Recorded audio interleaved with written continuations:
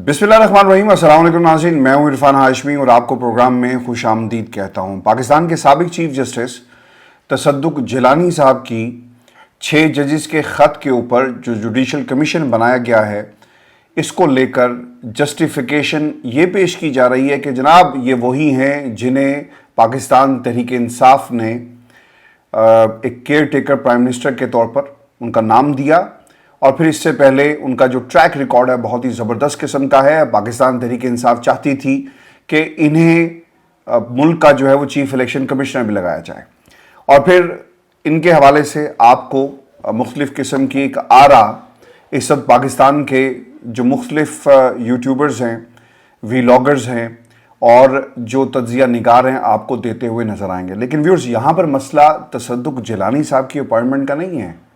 यहाँ पे मसला जिसे जानबूझकर नज़रअंदाज करके एक गलत तासुर को इस्टेब्लिश किया जा रहा है, और मसला यहाँ पर यह है कि ये 6 जजेस जो हाजिर सर्विस जजेस हैं, जो इस्लामाबाद हाई कोर्ट के जजेस हैं, यानी पूरी इस्लामाबाद हाई कोर्ट ने एक तरह से बगावत कर दी है, और वो ये कह रही है कि हमें कुछ लोग हैं जो तंग करते हैं, तुम उनके हवाले से क्यों सवाल नहीं उठाते। और ये सवाल जो मैंने तुम करके आपके सामने रखा, ये सवाल था इस्लामाबाद हाई कोर्ट के चीफ जस्टिस आमिर फारूक साहब के लिए। ये कैसे मुमकिन होगा कि पाकिस्तान में 6 हाजिर सर्विस जज की जो शिकायत है, जो उन्होंने अपने खत के जरिए रखी, उसे जोड़ दिया गया एक इंक्वायरी कमीशन से, और वो इंक्वायरी कमीशन जिसका सरबराह पाकिस्तान का एक साबिक चीफ जस्टिस है। आम लोग शायद इस बात को नहीं जानते, मैं उनके लिए भी ये हकीकत सामने रख देता हूँ कि इस मुल्क के अंदर ना आज तक जितने जुडिशल कमीशन बनाए गए उनका क्या बना, और उन जुडिशल कमीशंस के जो इंक्वायरी फाइंडिंग्स होती हैं, उस इंक्वायरी रिपोर्ट की शक्ल में जो कभी बाहर नहीं आती, उन फाइंडिंग्स की रोशनी में आपने कौन से ऐसे इक़दामात उठाए। और फिर व्यूअर्स, एक और जो सबसे अहम मसला है वो है कानूनी। ये जुडिशल इंक्वायरी की रिपोर्ट जो अभी बनी नहीं है, जो बन जाएगी, इसकी बाइंडिंग नहीं होती किसी भी हुकूमत के ऊपर या फिर किसी लॉ इन्फोर्समेंट एजेंसी पर कि इसे बतौर सबूत जो है वो पेश किया जा सके, किसी अदालत में बतौर तहकीक तफ्तीश के तौर पर एक डॉक्यूमेंट के ज़रिए, यानी एक डॉक्यूमेंट के तौर पर पेश किया जा सके। इसकी हैसियत मुकम्मल तौर पर सिफर होती है, और ये सिर्फ और सिर्फ जब आपने कोई काम नहीं करना होता ना, या फिर किसी चीज़ को उसके मंतकी अंजाम तक या संजीदगी नहीं होती, तो आप एक जुडिशल इंक्वायरी बनाकर मुतालबा किया जाता है, उधर से बना दी जाती है, और फिर उसे दाखिल दफ्तर करने के लिए जुडिशल इंक्वायरीज़ का जो है वो सहारा लिया जाता है। पाकिस्तान के अंदर यही कुछ हो रहा है। अगर कोई शख्स ये समझता है कि इस जुडिशल इंक्वायरी के नतीजे में 6 जजेस जो हैं, जो उनकी बात थी वो इस्टेब्लिश हो जाएगी, और फिर उसकी फाइंडिंग्स को आप लेकर कोई कार्रवाई करेंगे, तो जनाब इस बात को आप भूल जाएं, ऐसा कुछ नहीं होने वाला। मैं आपको ना एक छोटी सी बात बता देता हूं कि ये जो ब्रॉडशीट के ऊपर भी एक जुडिशल कमीशन बना था, क्या हुआ जी उस जुडिशल कमीशन का? शेख अहमद सईद साहब ने उसकी एक रिपोर्ट भी बाद में आई, कहीं किसी लेवल पर कोई कार्रवाई की गई? नहीं की गई। वो लोग जो पाकिस्तान के अंदर पाकिस्तान के मामलात को सही तरह लिख नहीं सकते, इंटरनेशनल कोई मुआहिदा नहीं कर सकते, उनके खिलाफ क्या कार्रवाई हुई? कोई कार्रवाई नहीं हुई। अब ये एक तरह से पाकिस्तान तहरीक इंसाफ का मुकाबला है सुप्रीम कोर्ट ऑफ पाकिस्तान से, और व्यूअर्स जो खबर आई उससे साफ जाहिर है कि अब खेल क्या खेला जा रहा है। काजी साहब की एक्सटेंशन का मामला उठ गया है। मैंने इसी प्लेटफॉर्म के ऊपर अल्हम्दुलिल्लाह आपको सबसे पहले ये खबर दी। पाकिस्तान में कोई नहीं बोल रहा था, कोई नहीं बता रहा था, सबसे पहले मैंने आपको ये बताया था कि एक मूव जो है वो इस वक्त कहीं ना कहीं हमें नज़र आ रही है, और इसके ऊपर बाकायदा डेलिब्रेशन हुई, गुफ्तगू हुई, और ख़ास तौर पे नून लीग के हलकों में ये बात बाकायदा इसका इजहार भी किया गया। और फिर उसके बाद ये भी मैंने आपको बताया था कि आने वाले दिनों में काजी साहब की एक्सटेंशन के लिए बाकायदा काम भी शुरू हो जाएगा। अब खबर व्यूअर्स ये आ रही है कि काजी साहब की एक्सटेंशन के लिए एक हिकमत अमली के तहत उन्हें एक समरी तैयार करके ऑब्वियसली पार्लियामेंट में भेजी जाएगी, और फिर इस हवाले से एक्सटेंशन जो है उनको दे दी जाएगी। अब वो मानते या नहीं मानते एक अलग सवाल है, लेकिन ये होने जा रहा है।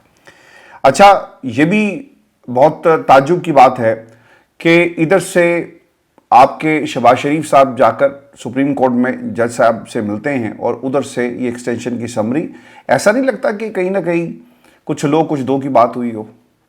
یہ ایک جنرل امپریشن ہے، اور پاکستان میں عوام جو ہے وہ اتنی بیوقوف نہیں ہے کہ ان ٹائمنگز کو نہ سمجھ سکے۔ آپ نے اس پہ کمنٹ کر کے اپنی رائے کا اظہار بھی ویورز کرنا ہے۔ اب میں آپ کو بتا دیتا ہوں کہ قاضی صاحب کی توسیع کے معاملے سے پہلے وفاقی کابینہ نے کمیشن کی تشکیل دے دی ہے، اور اس کمیشن کی تشکیل سے پہلے ہی ایک چارج شیٹ ان 6 ججز کے خلاف جو ہے وہ سامنے آ گئی۔ ان ججز کے حوالے سے حکومت وقت یہ کہتی ہے کہ جو کچھ انہوں نے کہا یہ نامناسب تھا۔ بھائی تم کون ہوتے ہو؟ کابینہ کے وہ لوگ جو خود اس چارج شیٹ کی زد میں ہیں۔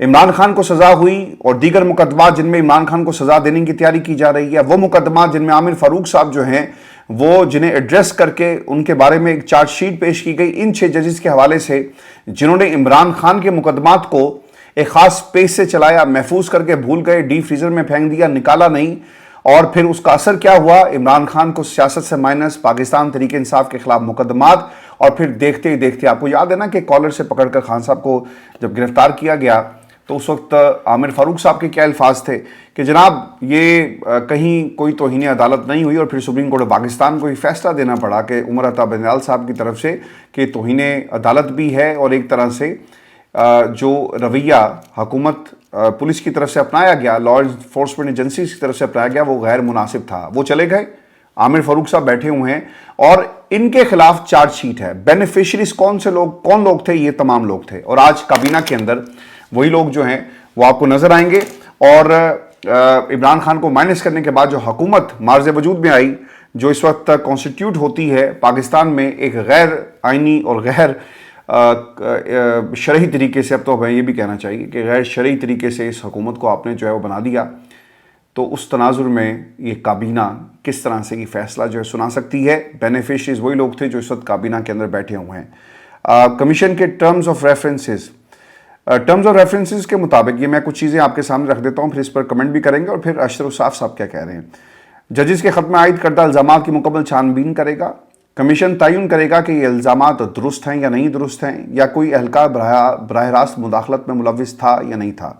ٹرمز آف ریفرنسز کے مطابق کمیشن تحقیق کر کے حقائق کی بنیاد پر کسی ایجنسی، محکمے یا حکومتی ادارے کے خلاف کارروائی تجویز کرے گا۔ کمیشن کو انکوائری کے دوران کسی اور معاملے کی بھی جانچ کا اختیار ہوگا۔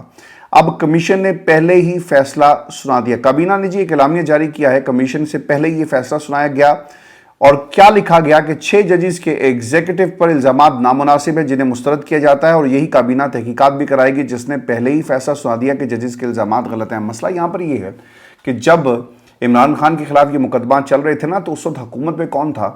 آپ کو یاد کرنا چاہیے، اور کس طرح سے یہ تنظیم سازی اور پھر یہ جو عدالتی دوستیاں بڑھائی جا رہی ہیں، یہ اس وقت بھی جاری تھا، شاید نظر نہیں آ رہا تھا۔ اب تو خیر وہ دن کی روشنی میں گئے نا، کیونکہ پرائم منسٹر ہیں، انہوں نے کہا کہ جناب ہم تو دن کی روشنی میں پروٹوکول لگے گا، اور چیمبر تک پروٹوکول لگے گا، اور جا کر انہوں نے ملاقات کی، جس کی ویڈیوز تو نہیں خیر باہر آئی، صرف تصویریں جو ہیں وہ باہر آئی۔ خوشگوار ماحول میں یہ ملاقات ہوتی ہے، اور پھر ویورز آنن فانن ہم نے ایک سمری کو بھی موو ہوتے ہوئے، یعنی اس کی تیاری کے حوالے سے اس وقت جو ہے وہ بات چیت جو ہے کی جا رہی ہے۔ پاکستان تحریک انصاف کا موقف کیا ہے جی اس پورے سچویشن میں، اس پوری ایپیسوڈ کے اندر؟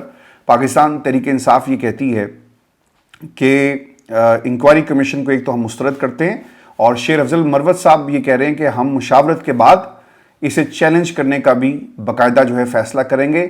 آپ مشاورت ہی جاری رکھیں، اور دوسری طرف حکومت گر بھی گئی، حکومت بن بھی گئی، الیکشن بھی ہو گئے، سب کچھ ہو گیا، لیکن تاڑی جڑی مشاورت ہے نا وہ کبھی پوری نہیں ہوتی۔ تو بہت ہی ایک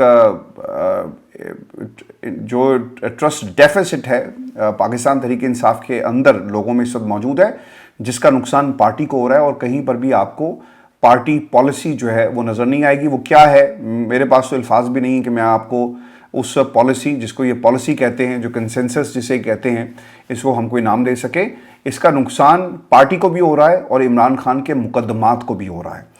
اب تصدق جیلانی صاحب کتنے تگڑے جج کے طور پر سامنے آئیں گے؟ یہاں پر ججز جن کے پاس اختیار ہے توہین عدالت کی کارروائی کو انیشیٹ کرنے کے حوالے سے، جن کے پاس اختیار تھا کہ وہ بلا کر پوچھتے کہ بھائی تم ہو کون، اور تم ہمیں ڈکٹیٹ کرنے والے ہوتے کون ہو، اور یہ آپ کو آئین اور آپ کا حلف اس کی اجازت دیتا ہے، وہ کچھ نہیں کر سکے، تو کیا تصدق جیلانی صاحب جنہوں نے افتخار چودھری کے بعد حلف اٹھایا، گھر چلے گئے، عمر کے ایسے حصے میں ہیں جہاں پر مشقت کرنا شاید ان کے لیے اتنا آسان نہ ہو، یعنی اٹھنا، کمیشن لوگوں کے بیانات کو ریکارڈ کرنا، تو کیا وہ ان 6 ججز کو انصاف دلا سکیں گے؟ یہ اہم سوال ہے آج کی اس نشست کا، اور اس کا جواب ویورز کیا ہے کہ تصدق جیلانی صاحب جو ہیں، جن ججز نے یہ خط لکھا ہے، ان کو اب اپنے دلائل اور ثبوتوں سے کمیشن کے سامنے اپنے الزامات کو ثابت کرنا ہوگا۔ وہ یہ کہتے ہیں نا کہ جناب ہمیں فلاں بندے نے اپروچ کیا،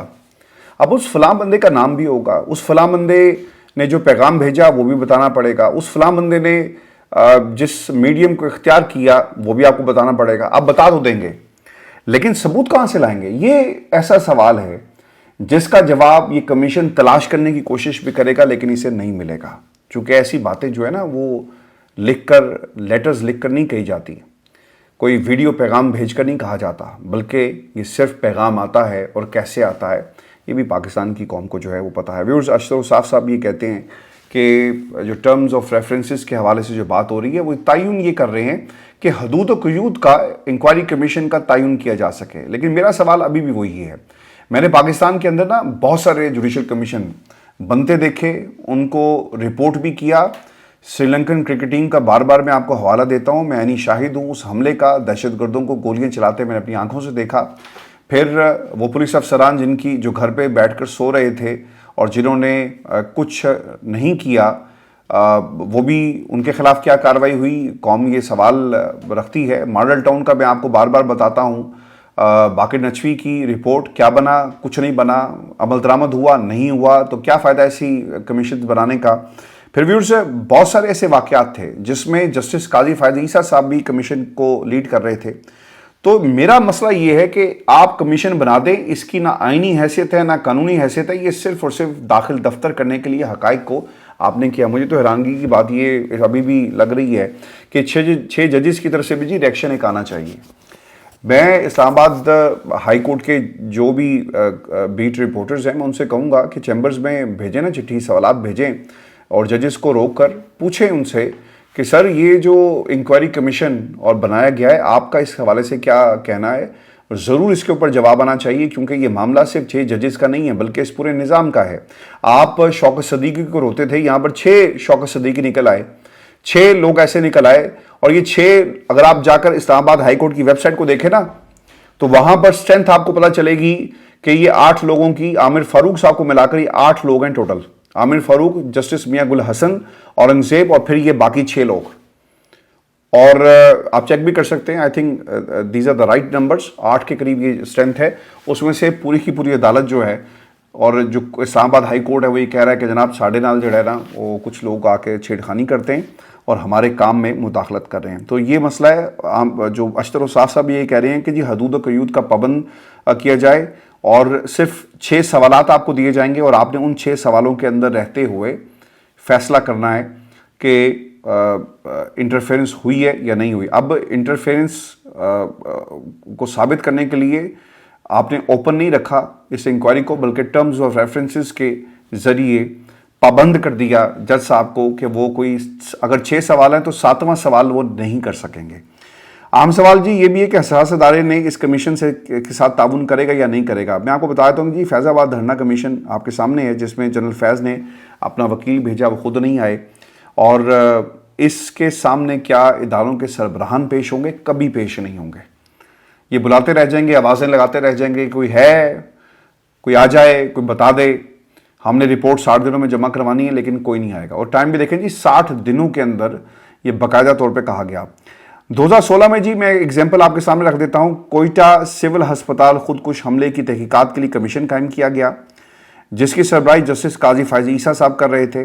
اس کمیشن نے اپنی رپورٹ میں سیکیورٹی اداروں کی کارکردگی پر سوال اٹھائے، اور ساتھ میں کالعدم تنظیموں کی سرگرمیوں پر بھی تشویش کا اظہار کیا، اور اس کے بعد چیف جسٹس قاضی فائز عیسیٰ کے خلاف ریفرنس لایا گیا۔ تو یہ ایک ٹائم لائن ہے کہ ریفرنسز کس طرح سے بنتے ہیں اور پھر ہوتا کیا ہے۔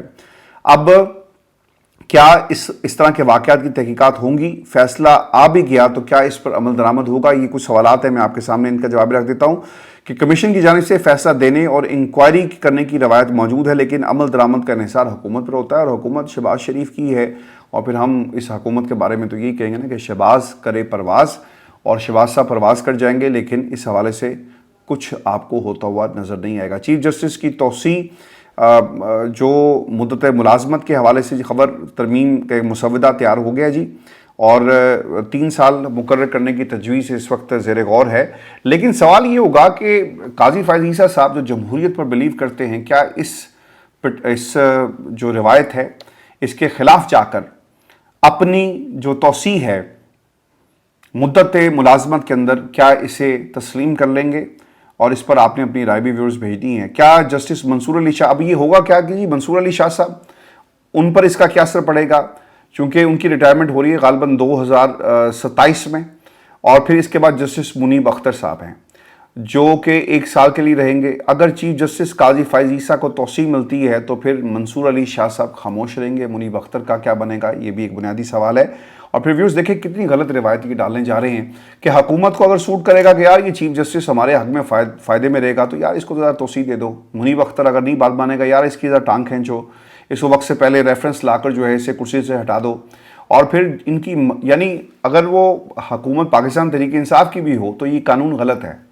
توسیع جو ہے وہ کسی صورت بھی نہیں دینی چاہیے، چونکہ ہم بار بار جو ہے وہ اس کی ایگزامپلز دیتے تھے کہ دیکھو یار سپریم کورٹ میں کتنی اچھی روایت موجود ہے کہ یہاں پر چیف جسٹس کو پتہ ہوتا ہے کہ وہ کب آئے گا، کب کرسی پر بیٹھے گا، اور کسی قسم کی لڑائی نہیں ہے، اور لہٰذا حکومت جو مرضی کرتی رہے، یہ کرسی جو ہے وہ کسی صورت بھی سیاسی مقاصد کے لیے استعمال نہیں ہو سکتی۔ لیکن اب قاضی صاحب نے جس طرح پارلیمنٹ سے خطاب کیا، اسی دن اس ایکسٹینشن کی جو ہے وہ بازگشت ہمیں سنائی دی تھی، اور میں نے ویورز اس کے بعد کچھ لوگوں سے بات کی اور پھر آپ تک یہ خبر بھی پہنچائی۔ اب میں آپ کو ایک بات اور بھی بتا دوں کہ ہم اس ملک کے اندر ہمیشہ سے آرمی چیف کی تقرری کے حوالے سے ہر نومبر میں جب بھی یہ معاملہ آتا ہے 3 سال بعد یا 2.5 سال بعد جو بھی اس کا پروسیس ہوتا ہے، تو یہ سوال ضرور اٹھاتے ہیں کہ جناب اگر اس چیز کا تعین کر لیا جائے اور یہ سیاسی جماعتوں پر نہ چھوڑا جائے کہ وہ اپنی مرضی کا آرمی چیف لگائیں تو تمام معاملات جو ہیں وہ حل ہو جائیں گے۔ ایسی جو آپ کے سامنے جو آپشنز موجود ہیں جس میں 3-4 جو سینئر موسٹ جنرلز ہوتے ہیں ان میں سے آپ کسی ایک کو آرمی چیف بنا دیتے ہیں۔ میں نے اس وقت یہ کہا تھا کہ اگر آئین میں سیاستدان کے تعین کر لے کہ جناب جو سینئر موسٹ ہوگا اسے ہی آرمی چیف بنایا جائے گا، لیکن یہاں پر اس کرسی کو بھی آپ کیا کرتے ہیں اپنے مقاصد کے لیے، اپنی مرضی کے بندے کو لانے کے لیے آپ استعمال کرتے ہیں۔ اور آپ کو یاد ہوگا کہ جب یہ معاملات ہو رہے تھے نا تو اس وقت شہباز شریف صاحب اور نواز شریف کانوں میں ایک دوسرے کے بات کیا کرتے تھے، لندن کی ویژولز آپ کو یاد ہوں گے، تو آپ نے خود ہی سے کنٹروورشل بنا دیا، تو ہم کسی اور سے کیا بات کریں؟ آج پاکستان کی جو عدالتیں ہیں اسے بھی کنٹروورشل بنانے کی جو ہے وہ بات کی جا رہی ہے۔ کیا ضرورت ہے شہباز شریف کو اور ان کی کابینہ کو اور ایسے مسودے کو ترمیم اور لانے کی، ماں سوائے اس کے کہ آپ کو قاضی صاحب پسند آ گئے، آپ نے کہا آپ ہی بیٹھیں گے، آپ عمران خان کے خلاف جو ہے بہت اچھا کام کر رہے ہیں اور آپ ان کی نہ ضمانت کی درخواستیں سنتے ہیں نہ دیگر درخواستیں سنتے ہیں، پائین تاڑے تو بہتر کوئی نہیں ہے، اور آپ کا بھی وتیرہ وہی ہو گیا جو ساتھ ہاؤس آف شریف کا ہے۔ مجھے حیرت ہوتی ہے پاکستان میں کیا ہو رہا ہے جی؟ ہو یہ رہا ہے کہ ایک خاندان دوسرے خاندان پر سبقت لے گیا۔ یہ ہمارا جرنلزم ہے، ہماری جرنلزم ایسی نہیں تھی بھائی۔ انویسٹیگیشن آپ کر نہیں سکتے، واٹس ایپ گروپس میں آپ کی صحافت جو ہے وہ چل رہی ہے، اس نے یہ کہا، اس نے یہ کہا، یہ کہہ رہا ہے، تو آپ کا اس کے بارے میں کیا خیال ہے؟ ہم اس جرنلزم سے آگے نکلے نہیں، اور جو لوگ انویسٹیگیٹو جرنلزم جو ہے تھوڑی بہت کرنا چاہتے ہیں آپ ان کے خلاف مقدمات کر دیتے ہیں، چاہے وہ برطانیہ میں ہوں، چاہے وہ پاکستان میں ہوں، چاہے آپ انہیں اور طریقوں سے دھمکائیں۔ یہ پاکستان میں ہمیشہ سے جو ہے نا ویورز ہوتا رہا ہے۔ تو مجھے اس جرنلزم سے ہمیشہ جو ہے وہ تکلیف ہی رہی، اور آج بھی یہ ہو رہی ہے کہ ہیڈ لائنز ہماری لگ رہی ہیں۔ کیا مبارک ہو قوم کو کہ آصف علی زرداری ہاؤس آف بھٹو جو ہے، house of Zardari not Bhutto, house of Zardari کے سب سے زیادہ لوگ جو ہیں اس وقت حکومت میں ہیں۔ لعنت ایسی حکومت کے اوپر اور ایسے اقتدار کے اوپر جو پاکستان میں ہیڈ لائنز اس طرح سے جرنلزم بنا رہی ہے۔ ہمیں ایسی جرنلزم جو ہے وہ نہیں چاہیے بھائی۔